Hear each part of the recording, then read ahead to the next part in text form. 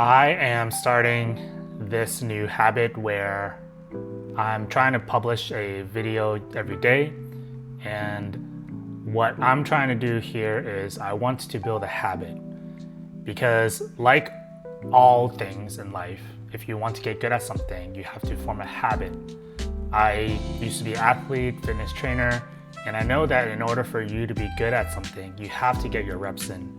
Whether it's perfecting a shooting form, jumping as high as you can, or even running as fast as you can, swimming, whatever it is, you have to get your reps in. And that applies to everything in life, including whatever skill you want to get into, whatever skill you want to get good at. And for me, I want to build a habit of publishing more on YouTube, even speaking more to the camera. And I'm working on a very uncomfortable skill of mine. So this is my first video on my daily videos of trying to build a habit on publishing something on YouTube. So today what I want to talk about is I want to introduce 3 books that really changed the way I think. And if you're into business or philosophy, I highly recommend these books for you. I will leave a link below for you to access, on Amazon or whatnot. And they are not your get-rich-quick scheme. They're not Rich Dad, Poor Dad, even though arguably that is a very solid foundational book to read. And so let's start. The first book is 0 to 1 by Peter Thiel. Peter Thiel is the guy who co-founded PayPal. He is the head mafia boss of PayPal Mafia. And if you have not heard that phrase, look it up. It's fascinating. These guys, or team of people, is part of the big revolution, part of the big internet revolution. And they basically own us, let's be honest. So look it up and you'll realize, oh my goodness, this PayPal Mafia group just own us. Anyways, I divulge. And so the whole point of this book is that real innovation isn't what copy and already exists. It's creating something truly new. And Peter Thiel calls it going from 0 to 1. Most businesses go from 1 to N. Kind of like, let's make another social media app. Let's make another dating app with a dark twist to it, right? Let's do something where it changes another business's ideas just a little bit. And so 0 to 1 is about asking, what's a problem that no one has actually solved yet? When brainstorming business ideas, you want to ask yourself, am I being original? So it's less about a startup guide, even though a lot of the examples he used here is around startups. It's more about how to think a little bit differently. So if you're tired of copy and paste business ideas, then 0 to 1 is a must read. And also look up PayPal Mafia. The second book is Creativity Inc. by Kat Edmond, who helped build Pixar. It's basically about creating culture or creating a work environment where being creative is safe. And one thing that stuck out to me in this book is their concept of what's called a brain trust. A brain trust is basically a feedback group where people give brutally honest feedback without the ego. So the goal of it is to make the work better and not attack the person. And the interesting thing is that great companies create systems that encourage creativity and not kill it. And this book basically talks about the beginning times of Creativity Inc. So what happened in the company when it first started, before they published, Toy Story, before they blew up. And it also has a big part of the book is about Steve Jobs and how he left, or he was fired from Apple, and then went to Pixar. I think it was called something else before, but he essentially helped revolutionize the company.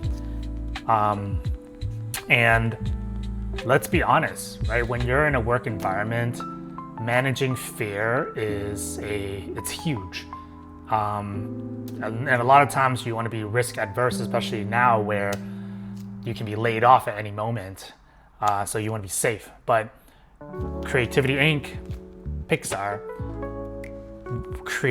wants to create a work environment where they allow you to be creative.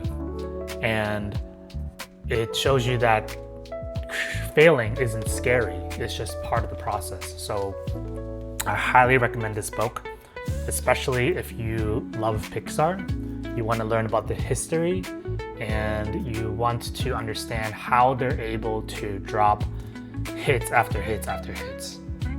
They actually talked about saving Disney when Disney acquired them. And yeah.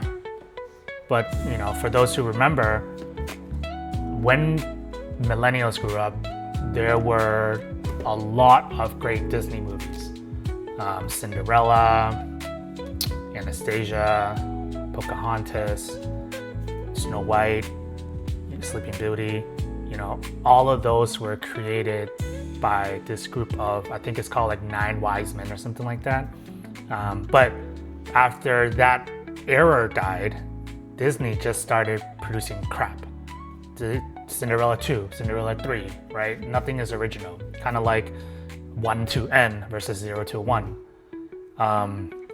And what Pixar does to help Disney kind of revamp its brand, but also make sure that they keep the company separate, the culture separate. So I really highly recommend that book if you are interested in learning about Pixar, as well as how they foster creativity within a work environment.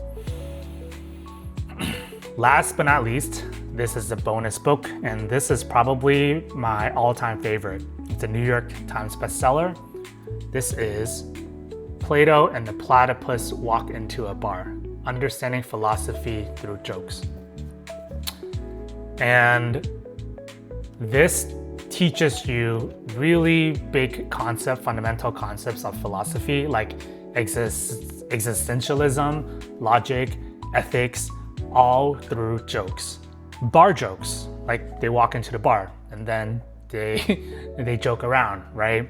So what I love about this is how it makes deep thinking, philosophical thinking, very accessible. And I find myself often reading this and just laughing out loud because it is hilarious. And it's perfect for you, for anyone who's into philosophy or wants to get into philosophy but don't want to read the 600-page book by some, Aristotle, Socrates writing from the past. Yeah.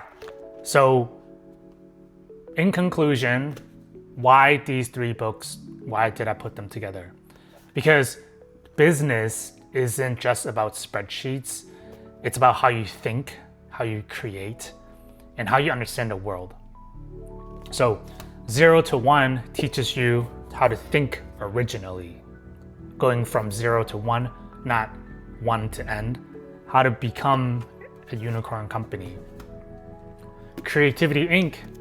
teaches you how to build creative environments, especially in the workforce, how to foster that.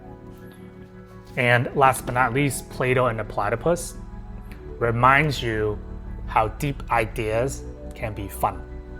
So if you've ever read any of these, drop a comment below. I'd love to hear your thoughts. and I'd love to, dive into one of these books as well. And if you're trying to create content and posting consistently like me, let me know, and we can keep each other accountable. So hit a like if this helped, and catch you on the next one.